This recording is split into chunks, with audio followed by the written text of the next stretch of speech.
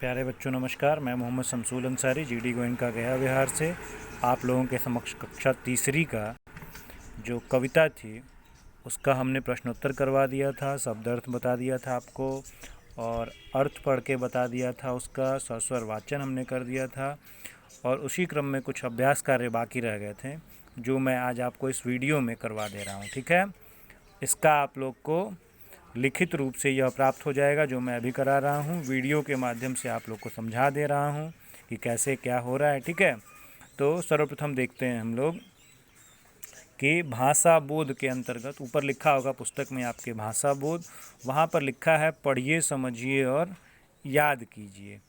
तो सबसे पहला जो है लिखा हुआ है एक जैसा अर्थ रखने वाले शब्दों को पर्यायवाची शब्द कहते हैं। तो इसको समझ लीजिए। जैसे आँख को क्या क्या कहा जा सकता है? नयन, चक्षु, लोचन। आँख को बहुत सारी चीज़ें कहा जा सकता है ना। तो सब का अर्थ क्या हो रहा है? नयन का अर्थ भी आँख हो रहा है, चक्षु का अर्थ भी आँख हो रहा है, लोचन का अर्थ भी क्या हो रहा है? आँख ही हो रहा है। ठीक है, वैसे ही आसमान, आकाश, नभ बोला जाए तो इन सब का अर्थ क्या निकल रहा है? आसमान ही अर्थ हो रहा है ना। आकाश का भी अर्थ आसमान ही होता है, नभ का भी अर्थ क्या होता है? आसमान ही होता है। सूरज का अर्थ क्या होता है? सूर्य भी कुछ लोग बोलते हैं, कुछ लोग रवि बोलते हैं, कुछ लोग भानु बोलते हैं, कुछ लोग दिनकर बोलते हैं। तो सभी शब्दों का अर्थ क्या होता है? एक ही होता है, अर्थात सूरज ही होता है। तो इस प्रकार आपके पुस्तक में पाठेक में भाषा बोध के अंतर्गत जो है पर्यायवाची शब्दों के बारे में बताया गया है। ठीक है, तो सवेरा का पर्यायवाची प्रातःकाल और भोर लिखा है, इसको आपको याद करना है। सूरज का सूर्य और रवि लिखा है, इसको याद करना है। आसमान का आकाश और नभ, धरती का पृथ्वी और धरा, आँख का नयन और नेत्र, आलस का सुस्ती और आलस्य। ठीक है, तो यह क्या है? ये सारे जो है प्रातःकाल और भोर का अर्थ सवेरा ही हुआ। ठीक है, सूर्य और रवि का अर्थ सूरज ही हुआ। अर्थात सभी जो है एक ही नाम है। ठीक है, उसको अनेक नामों से जाना जाता है। धरती को अनेक नाम से, आँख को अनेक नाम से, आलस को अनेक नाम से। तो इस प्रकार से ऐसे शब्द जिसका अर्थ समान होता हो वह क्या हो जाएंगे? पर्यायवाची हो जाएंगे। ठीक है, आप लोग इसको याद कर लीजिएगा। दूसरा देखते हैं, उल्टा अर्थात विलोम शब्द के बारे में बताया गया। जैसे बोला जाए अच्छा, तो अच्छा का उल्टा क्या होगा? गंदा। ठीक है, ऐसे ही बोला जाए कि सवेरा का उल्टा क्या होगा? तो सवेरा का उल्टा क्या हो जाएगा? शाम हो जाएगा। अंधेरा का बोला जाए तो क्या हो जाएगा? उल्टा उजाला हो जाएगा। खोलना का बंद करना।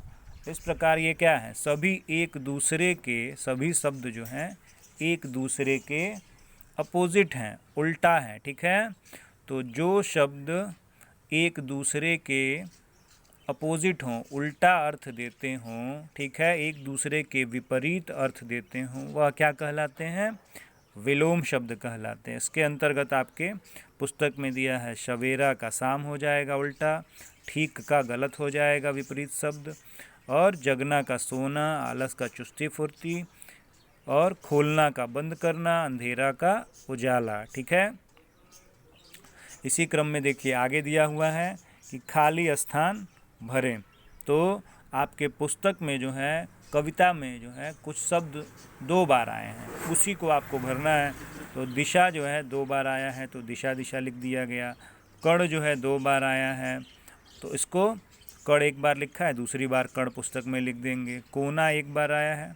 ठीक है, और पुस्तक कविता में कितनी बार आया है? पुस्तक में 2 बार आया है तो कोना यहाँ भी लिख देंगे। मतलब जो शब्द 2 बार आए हैं उनकी पुनरावृत्ति हो रही है, उसको लिखना है आपको। ठीक है, तो पुस्तक में आप इसको लिख देंगे।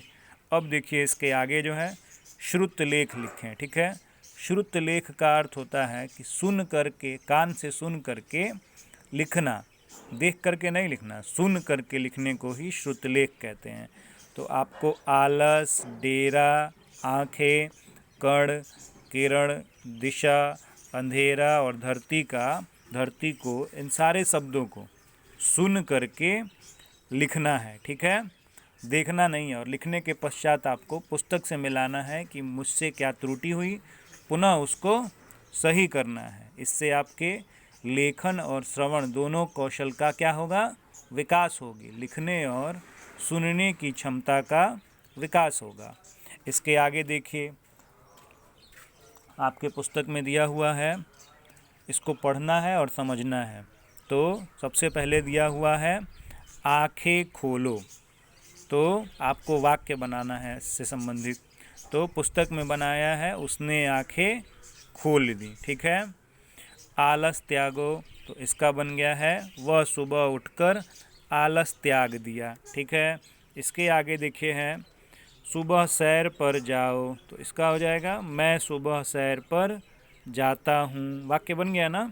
फिर आगे देखेंगे शाम को खेलने जाओ, इसका वाक्य बनेगा मैं शाम को खेलने जाता हूँ। समय पर स्कूल जाओ, मैं समय से स्कूल जाता हूँ। इसके आगे देखोगे समय पर सोने जाओ, इसका क्या हो गया? मैं समय से रात में सोता हूँ, ठीक है। यह क्या हो गया? वाक्य बन गए। आप लोग स्वतः कुछ वाक्य बनाने का प्रयास करेंगे। इसके आगे आप देखेंगे भाषा बोध के अंतर्गत, ठीक है, कि क्रम संख्या 2 और 3 जो आपके पुस्तक में दिया है उसको आप लोग अपनी पुस्तक में भरेंगे और करने का अभ्यास करेंगे। इस प्रकार यह पाठ समाप्त होता है। धन्यवाद। शुभ दिन। नमस्कार।